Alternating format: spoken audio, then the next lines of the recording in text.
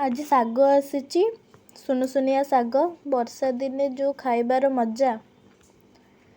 ପୋକ ଜୋକ ସବୁ ବର୍ଷା ଦିନେ ରହିଯାଉଛି, ସେ ଯୋଗୁଁ ଭଲରେ ବଛା ହେଇକି ଭଜା ହେବ। ତାପରେ ବଛା ଚାଲିଛି, ଭଜା ହବ ଆଉ।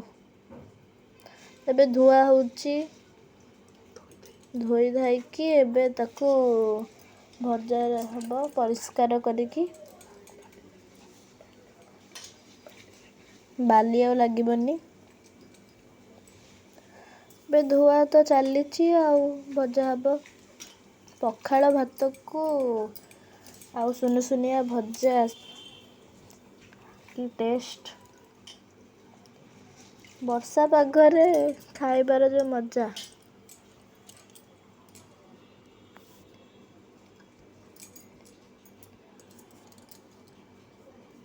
ଏ ଭଜାଭଜି ଆରମ୍ଭ ହେଲା।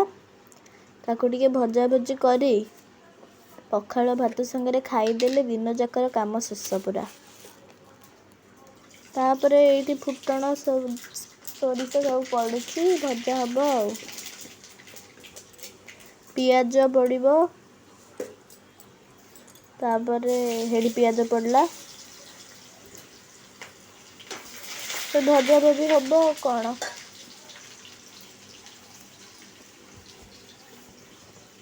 ଏଇଟା ତ ଖାଇଦେଲେ ଯୋଉ ଶାନ୍ତି ମିଳିବ।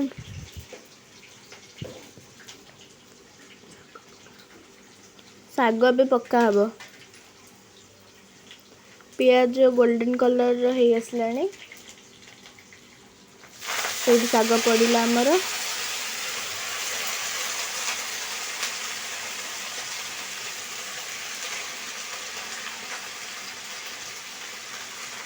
ଶାଗ ପଡ଼ୁଛି, ଭଜା ହେଲା ଆଉ।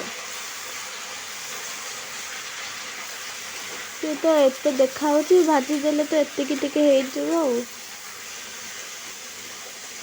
ପୁରା କମ୍ ହେଇଯିବ ପରିମାଣ।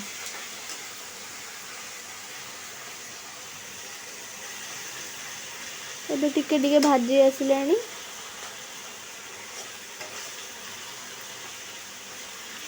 ଚାଲିଛି ଭଜା ଭଜି, ଇଏ ଟିକେ ଭାଜି ହେଇ ଆସିଲା ବେଳକୁ ଖାଇବା ଆଉ।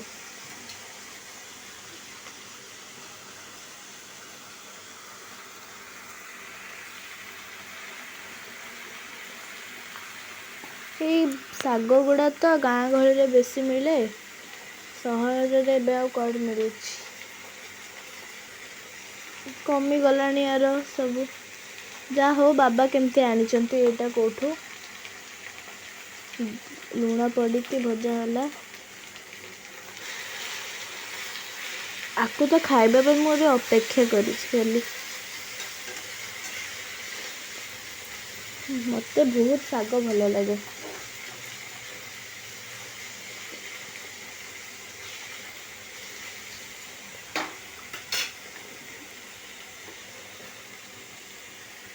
ତାପରେ କ'ଣ, ମାମା ଭଜା ଭଜି ହେଇଗଲାଣି। ଚାଲ ଖାଇଦେଇକି ସ୍କୁଲ ବାହାରି ଯିବୁ। ତାପରେ ମୁଁ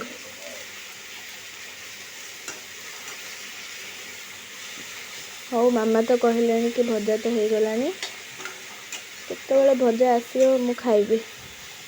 ସେଇଠି ଦେଖନ୍ତୁ, ମୁଁ ଏବେ କହୁଥିଲି ଭଜା ଶାଗକୁ ଭାଜିଦେଲେ କେତେ କମ୍ ହେଇଯିବ, ଏଇଠି କମ୍ ହେଇଗଲାଣି। ଏଇଠି ଆମ ଖାଇବା ପୁରା ରେଡ଼ି। ଏବେ ମୁଁ ଖାଇକି ସ୍କୁଲ ଯିବି। ପଖାଳ ଭାତ, ଶାଗ ଭଜା, ଏଇଠି ମୁଁ ଖାଉଛି। ପୁରା ଟେଷ୍ଟ ଲାଗୁଛି ପୁରା। ଶାଗ ଭଜା, ଭାତ, ବୁଟ ଆଳୁ ତରକାରୀ, ତାପରେ କାକୁଡ଼ି, ଲଙ୍କା, ମଟର ତରକାରୀ। ନା ଖାଇକି ତ ମୁଁ ସ୍କୁଲ ବାହାରି ଯିବି, ତାପରେ ମାମା ଖାଇବ ଆଉ। ହେଇଟି ମାମା ଖାଉଛି।